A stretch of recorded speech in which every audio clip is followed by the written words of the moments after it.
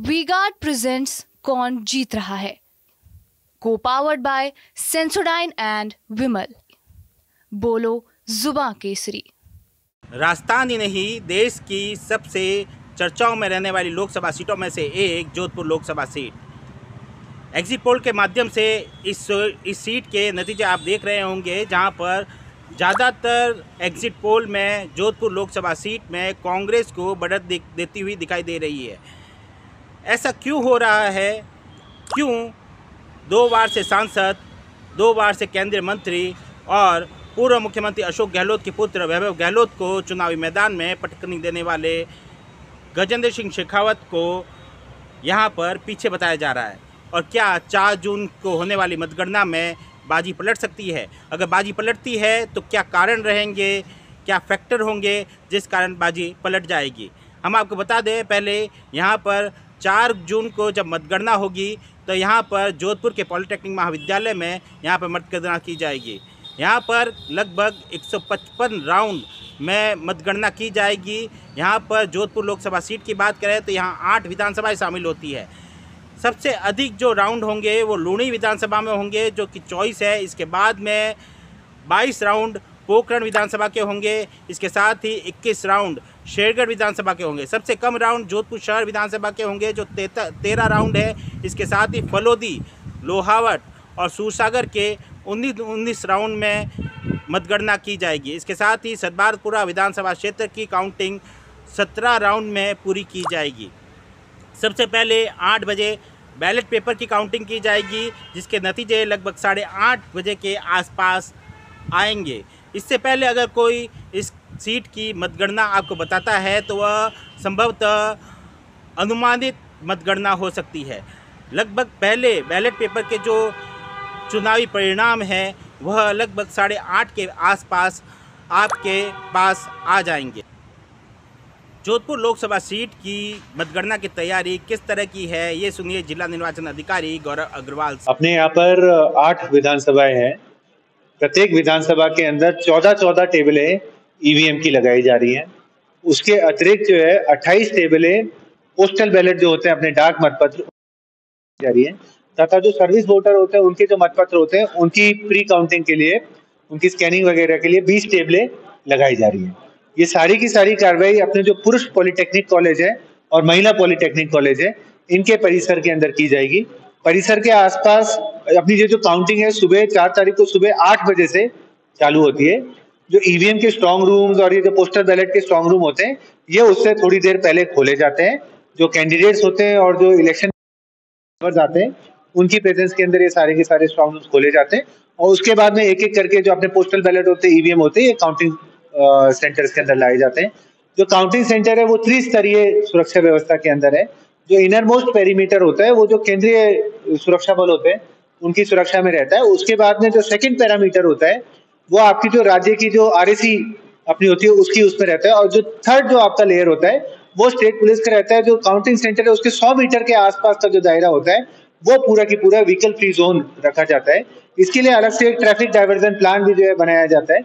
और हर बार की तरह जैसे हमने पिछले लोकसभा और विधानसभा के अंदर जो ट्रैफिक डाइवर्जन प्लान था, इस बार भी वही प्लान रहेगा, जो कि आपकी उस दिन सवेरे चालू होकर काउंटिंग की समाप्ति तक रहता है। और अपने मैक्सिमम जो नंबर ऑफ राउंड्स होंगे वो लूनी विधानसभा के अंदर होंगे, क्योंकि लूनी के अंदर सबसे ज्यादा अपने पोलिंग बूथ हैं। जो आपके जो कैंडिडेट्स होते हैं उनके जो काउंटिंग एजेंट होते हैं, वो बेसिकली प्रत्येक कैंडिडेट के पास में अधिकार होता है कि प्रत्येक गणना टेबल पे अपने एक काउंटिंग एजेंट को लगा सकता है। तो उनको उसके फार्म भर के देने होते हैं। उसके बाद उनका पुलिस वेरिफिकेशन होता है। जो पुलिस वेरिफिकेशन में क्लियर हो जाते हैं उनको फिर जो है हम पास जारी करते हैं। और उसके बाद में जो आपके काउंटिंग एजेंट होते हैं, अंदर जैसे मोबाइल फोन कोई भी नहीं ला सकता, उनके मोबाइल फोन बाहर डिपॉजिट करने के हमने काउंटर्स बनाए हुए। अंदर वो सिर्फ अपना पेन या पेंसिल हो गया और साथ में आपके ब्लैंक पेपर हो गए, वो सब जो है वो ला सकते हैं। अन्य किसी प्रकार की सामग्री नहीं ला सकते। एग्जिट पोल में चाहे कांग्रेस को बढ़त बता दी गई हो, लेकिन इस बात से नकारा नहीं जा सकता कि इस सीट पर बीजेपी और कांग्रेस की आमने सामने की लड़ाई है और यह लड़ाई टक्कर की मानी जा रही है। देखिए, ये राजपूत बाहुल्य सीट है और यहाँ पर लगभग 4.5 लाख वोट राजपूत है।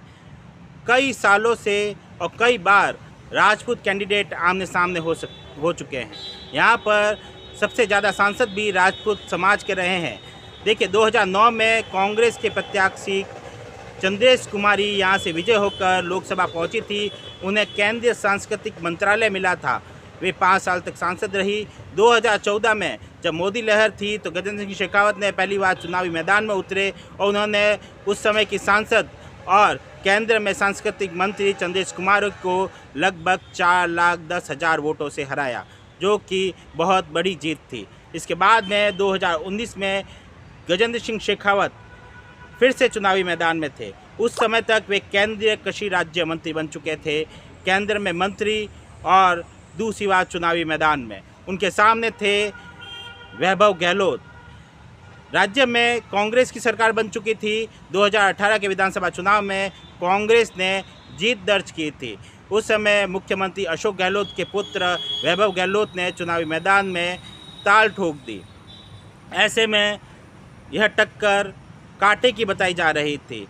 आमने सामने की लड़ाई, राजनीतिक विश्लेषकों का यह कहना था कि चुनाव वैभव गहलोत नहीं लड़ रहे हैं, खुद तत्कालीन मुख्यमंत्री अशोक गहलोत चुनावी मैदान में हैं। उन्होंने अपने यहाँ पर दौरे भी तेज कर दिए और लगातार बहुत मेहनत की इस लोकसभा सीट के लिए, लेकिन गजेंद्र सिंह शेखावत ने वैभव गहलोत को लगभग 2,73,000 वोटों से पटकनी दे दी।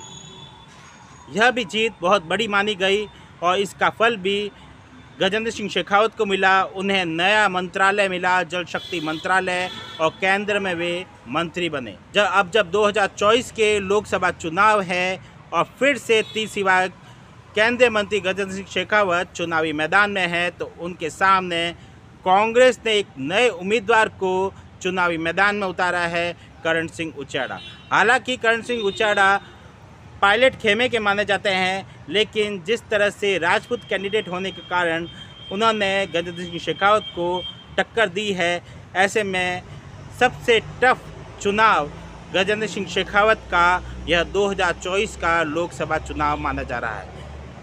कहीं न कहीं यही कारण है कि एग्जिट पोल में कांग्रेस को बढ़त दिखाई दे रही है।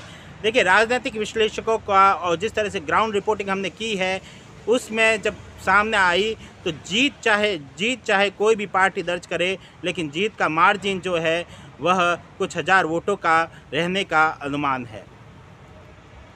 इस लोकसभा सीट के जाति समीकरण की बात करें तो यहाँ पर लगभग 4.5 लाख वोट राजपूत समाज के हैं, उसके बाद में लगभग 3 लाख वोट मुस्लिम समाज के हैं, तो उसके बाद में 2 लाख वोट विश्नोई समाज के हैं, लगभग 1.5 लाख वोट जाट समाज के हैं। मूल ओबीसी की बात करें तो यहाँ पर लगभग 4 लाख वोट है और ब्राह्मण समाज के लगभग 1.5 लाख वोट है। इसके बाद 4 लाख ST SC वर्ग के वोट है, तो माली समाज के भी लगभग 1 लाख वोट यहाँ हैं। इस लोकसभा सीट की बात करें तो यहाँ पर लगभग 21,32,000 मतदाता है, जिसमें से 13,70,000 मतदाताओं ने इन दोनों ही कैंडिडेट का भविष्य तय किया है। ऐसे कौन से फैक्टर है जो भाजपा को इस सीट पर नुकसान पहुंचा सकते हैं? पहले नवमतदाता जिस पर बीजेपी ने सबसे ज़्यादा फोकस किया, 18 से 25 साल की युवा, उनमें मतदान को लेकर कम रुझान दिखाई दिया। उनका वोटिंग प्रतिशत भी बाकियों के मुकाबले कम दिखाई दिया। यह बीजेपी के लिए नुकसानदायक हो सकता है। इसके साथ ही राजपूत समाज की नाराज़गी भी भाजपा को नुकसान या इस सीट पर पहुंचा सकती है।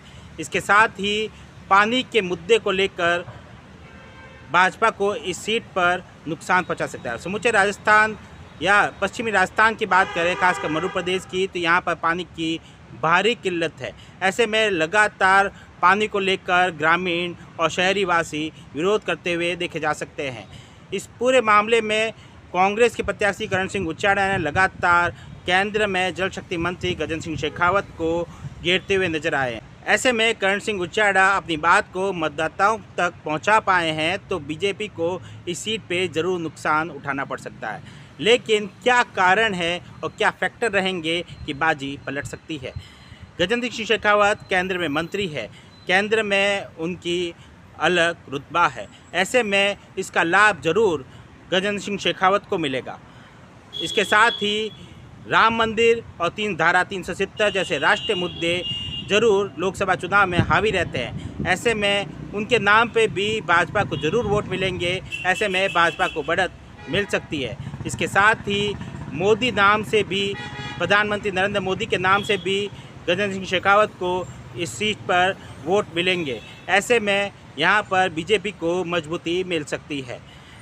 कई राजनीतिक विश्लेषकों का और लोगों का कहना है कि केंद्र में मंत्री होने के कारण गजेंद्र सिंह शेखावत को जीत मिल सकती है, लेकिन ऐसा पहली बार नहीं है कि केंद्रीय मंत्री को यहाँ पर पटकनी देखनी पड़ी हो। अगर गजेंद्र सिंह शेखावत यहाँ से नहीं जीत पाते हैं तो यह पहली बार नहीं होगा कि कोई केंद्रीय मंत्री यहाँ से हार रहा है। केंद्र में मंत्री, केंद्रीय सांस्कृतिक मंत्री चंदेश कुमारी 2014 में यहाँ से हार चुकी है। गजेंद्र सिंह शेखावत ने ही उन्हें 4,10,000 वोटों से 2014 में इसी लोकसभा सीट पर हराया था। तो ऐसे में हालांकि अब देखना होगा कि 4 जून की मतगणना के बाद में क्या परिणाम आते हैं और किसे जीत मिलती है और किसे मात। सुमित देवड़ा, TV9 जोधपुर। वी-गार्ड प्रेजेंट्स कौन जीत रहा है, को पावर्ड बाय सेंसोडाइन एंड विमल। बोलो जुबां केसरी।